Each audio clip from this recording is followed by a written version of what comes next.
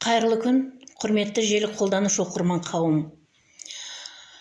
Еліміздің, жеріміздің еркіндігін сақтап келген батыр бабалар тарихын ұмытпау мақсатында кітапханамызда қолбасшы қазақ батыры Жалаңтөс Баһадүр Сейітқұлұлының туғанына 445 жыл толуына орай Жалаңтөс өркениет перзенті атты шарамызды назарларыңызға ұсынамыз.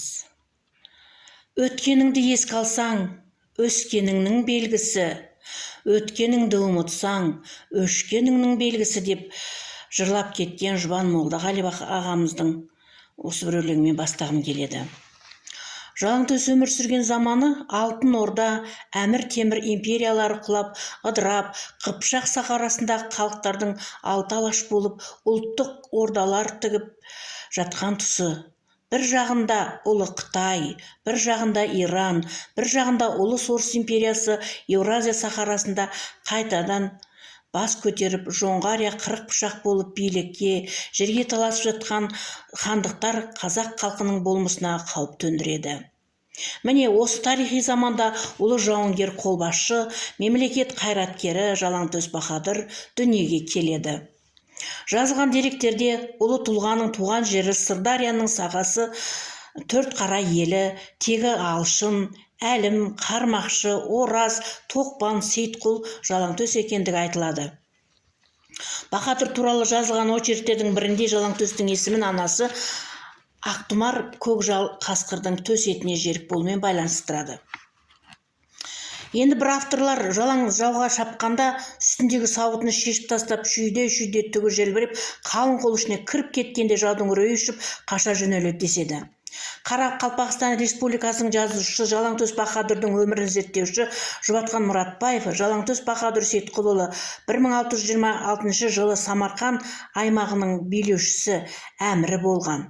30 жыл бүкіл Тұран жерін, елін сыртқы жаулардан қорғап, Жалаңтөс Баһадүр Тұран Баһадүр аталық атанады деп жазады.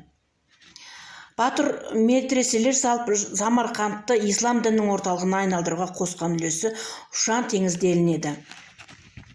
Жалаңтөс Баһадүр ұлы жаһангер, ол 1640 жылы қалмақтардың батыр Қоңтайшыға қарсы 30 мың қолмен шығып, 50 мыңдық қолды тым-тырақай қаштырады.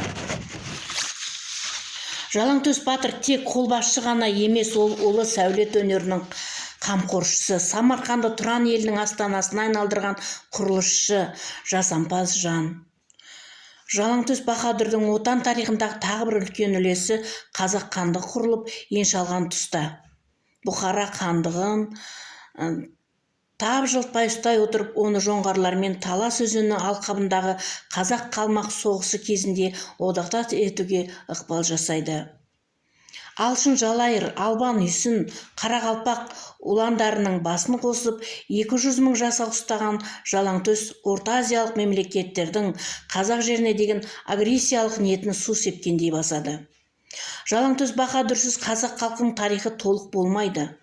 Бейбарыс Сұлтан, Абылай хан, Абай, Шоқан, Қаныш, Ахмет Яссауи сияқты ұлы тұлғаның бірі Жалаңтөс Баһадүр деп жазады ғалым тарихшы академик Манаш Қозыбаев. Автордың тұлғалар тұғыры атты кітабы оқырмандарды ежелгі кезеңдерде бастап бүгінге дейінгі отандық тұлғалармен таныстырады. Осы менің қолымдағы Манаш Қозыбаевтың тұлғалар тұғыры атты кітапта Жалаңтөс Баһадүр жайлы жақсы жазылған. Бұл жерде Жалаңтөс Баһадүр және де тарихи тұлғалар жайында атақты ғалым тарихшы академик Манаш Қозыбаев былай деген екен: өлім екі түрлі. Бірі табиғи өлім, екіншісі рухани өлім. Біздің мақсатымыз шын мәніндегі тарихи тұлғаларды рухани өлтірмеу деп жазады Манаш Қозыбаев. Мен сіздерге осы кітапты алып оқуларыңызға кеңес беремін. Назар қойып тыңдағандарыңызға көп рахмет.